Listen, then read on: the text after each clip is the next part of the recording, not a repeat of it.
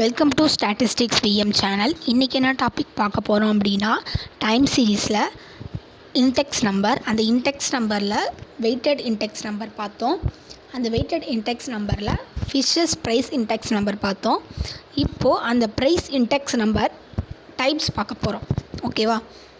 Past வீடியோவோட லிங்க்கை நான் இந்த டிஸ்கிரிப்ஷனில் ஆட் பண்ணுறேன்.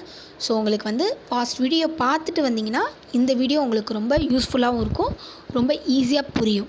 ஸோ பாஸ்ட் வீடியோட லிங்க்கும் ஆட் பண்ணுறேன், ப்ளீஸ் செக் இட். ஓகே, டாபிக்குள்ளே போகலாம். வெயிட்டட் இன்டெக்ஸ் நம்பரில் ஃபைவ் டைப் இருக்குது. அதில் 5th டைப் தான் என்னென்னா ஃபிஷஸ் ப்ரைஸ் இன்டெக்ஸ் நம்பர். அதோட ஃபார்முலா என்னென்னு பார்த்திங்கன்னா P01 = ரூட் ஆஃப், ஃபஸ்ட்டு என்ன சொன்னோம், லாஸ்ட் பியர் ப்ரைஸ் இன்டெக்ஸ் நம்பரையும் பேட்ச் பியர் ப்ரைஸ் இன்டெக்ஸ் நம்பரையும் எடுத்து எழுதிட்டு நடுவில் சென்டரில் இன்ட்டு, லாஸ்ட்டில் ரூட்டுக்கு அப்புறமா இன்ட்டு 100 போட்டோம் அப்படின்னா ஃபிஷஸ் ப்ரைஸ் இன்டெக்ஸ் நம்பர் வந்துடும். இந்த ஃபிஷஸ் ப்ரைஸ் இன்டெக்ஸ் நம்பரை வச்சு தான் நம்ம என்ன பண்ண போகிறோம் அப்படின்னா, ஒரு சிம்பிள் 1 மார்க் பார்க்கலாம். நமக்கு தெரியும் காஸ்ட் ஆஃப் லிவிங் இன்டெக்ஸ் நம்பரோட ஃபார்முலா என்ன சொன்னால் லாஸ்ட் பியர் மெத்தடில் தான் நம்ம போட்டிருப்போம். ஸோ அந்த ஃபார்முலா இதில் 15th கொஷின் 1 மார்க் பாருங்களேன். Fishes ideal index number is satisfied எதை ஃபிஷஸ் இன்டெக்ஸ் நம்பர் சாட்டிஸ்ஃபை பண்ணும் அப்படின்னா, டைம் ரிவர்சலையும் ஃபேக்டர் ரிவர்சலையும் யூனிட் டெஸ்ட்டையும் சாட்டிஸ்ஃபை பண்ணும். எது அப்படின்னா ஃபிஷஸ் இன்டெக்ஸ் நம்பர். இது ஒரு 1 மார்க். இப்போது இந்த வெயிட்டட் இன்டெக்ஸ் நம்பரில் தான் 5th டைப்பாக ப்ரைஸ் இன்டெக்ஸ் நம்பர் பார்த்தோம். அதில் 2 டைப் இருக்குது. Time reversal index number, factor reversal index number. ஜென்ரலாக கான்செப்ட் ஞாபகம் வச்சுக்கோங்க. டைம் ரிவர்சல் அப்படின்னா டைம் ரிவர்சல் ஆகும், டைம் மாறும். ஃபேக்டர்னால் ஒரு அந்த கேரக்டர் PABC இது மாதிரி கேரக்டர் மாறுறதை நம்ம என்னென்னு சொல்லுவோம் அப்படின்னா ஃபேக்டர்னு சொல்லுவோம். ஸோ ஃபேக்டர் ரிவர்சல் நம்பர்னு சொல்லுவோம்.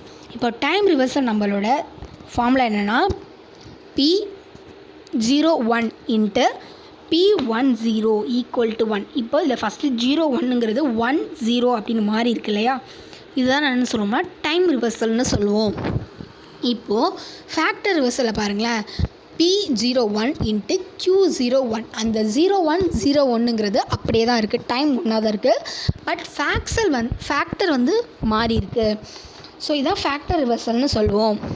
இப்போது இந்த ஃபேக்டர் ரிவர்சலில் இந்த டைம் ரிவர்சலில் பார்த்தீங்கன்னா =1 நம்மளோட ரிசல்ட், நம்மளுக்கு கொடுக்கக்கூடிய ரிசல்ட் =1 இருந்துச்சு அப்படின்னா டைம் ரிவர்சல்னு சொல்லுவோம். Some of P1 Q1 / some of P0 Q0 அப்படின்னு வந்துச்சு அப்படின்னா அது என்னென்னு சொல்லுவோம், ஃபேக்டர் ரிவர்சல்னு சொல்லுவோம். இந்த P1 Q1 அப்படின்னா என்னென்னா கரண்ட் இயர், அதாவது P0 Q0 என்னென்னா பேஸ் இயர்னு சொல்லுவோம். ஓகேவா? பேஸ் இயர் / கரண்ட் இயர், அதாவது கரண்ட் இயர் மேலே வரும், கீழே பேஸ் இயர் வரும். ஓகேவா? நம்ம ஃபிஷர்ஸோட ஜென்ரல் ஃபார்முலா பார்த்தோம்.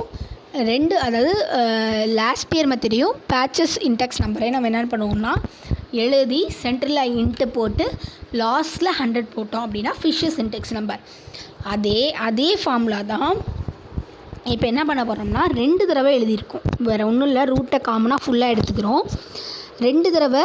ஃபஸ்ட்டு பார்த்திங்கன்னா some of P1 Q0 / some of P0 Q0. ஜென்ரலாக இதில் என்ன பண்ணுறோம்னா ஃபிஷஸ் இன்டெக்ஸ் நம்பரை பொறுத்த வரைக்கும் சென்டரில் இன்ட்டு போட்டோம். இப்போ இண்டிவிஜுவல் டிவிஷன் போட்டு அப்பர்லேயும் லோயர்லேயும் என்ன பண்ணுறோம்னா தனித்தனியாக மல்டிபிள் பண்ணி மறுபடியும் சென்டரில் ஒரு மல்டிபிள் பண்ணி அதே ஃபார்முலாவை மறுபடியும் எழுதுகிறோம். பட் டைம் மாறும். ஃபஸ்ட்டு என்ன பண்ணியிருந்தோம்னா 10 டிவைடில் 00 போட்டிருந்தோம். அடுத்து 1101ன்னு போட்டிருந்தோம். இப்போ இதுக்கு இன்ட்டுக்கு சென்டர் இன்ட்டுக்கு அப்புறமா வரதுல பாருங்களேன், 01 கீழே பார்த்தீங்கன்னா 11 ஆப்போசிட்டில் மாறி இருக்கும்.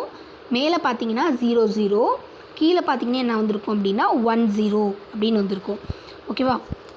ஃபஸ்ட்டு எழுதியிருக்க ஃபார்முலாவை அப்படியே கம்பேர் பண்ணி பார்த்திங்கன்னா டைம் மாறி இருக்கும். இப்போ அதே ஃபேக்டர் ரிவர்சலில் பார்த்தீங்க அப்படின்னா உங்களுக்கு அந்த வேல்யூ அப்படியே தான் இருக்கும், பட் ஃபேக்டர் மாறி இருக்கும். ஃபஸ்ட்டு PQன்னு போட்டிருப்போம், அதுக்கு பதிலாக QPன்னு போட்டிருப்போம், வேறு ஒன்றும் இல்லை. இதுதான் இதுக்குள்ள டிஃப்ரென்ஸ். அடுத்தது இதில் ஒரு 1 mark. Factor reversal test was suggest by Irving Fisher. Irving Fisher அப்படிங்கிறவர் தான் என்ன பண்ணியிருக்காருன்னா ஃபேக்டர் ரிவர்ஸுங்கிறத சஜஸ்டட் பண்ணியிருக்காரு. ஓகேவா. அடுத்து 1 மார்க் பார்த்திங்கன்னா cyclical fluctuation at an interval of more than 1 year. மோர் தென் 1 இயருக்கு தான் சைக்ளிக்கல் ஃப்ளக்சுவேஷன் நடக்கும். Fishes index number do not satisfy cyclic circular டெஸ்ட்டை வந்து ஃபிஷஸ் இன்டெக்ஸ் நம்பர் வந்து சாட்டிஸ்ஃபை பண்ணாது. 1 மார்க்கில் கேட்பாங்க ஃபிஷஸ் இன்டெக்ஸ் நம்பர் வந்து எதை சாட்டிஸ்ஃபை பண்ணுவோம், எதை சாட்டிஸ்ஃபை பண்ணாது அப்படின்னு சொல்லிட்டு. இதுதான் வந்து ஃபிஷஸ் இன்டெக்ஸ் நம்பர். இது வந்து ஜென்ரலாக ஒரு ஷார்ட் நோட்ஸாக பார்த்துருக்கோம். ஸோ நீங்கள் சம் போட்டு பார்த்தீங்க அப்படின்னா உங்களுக்கு ரொம்பவே ஈஸியாக அண்டர்ஸ்டாண்ட் பண்ண முடியும் இன்னும்.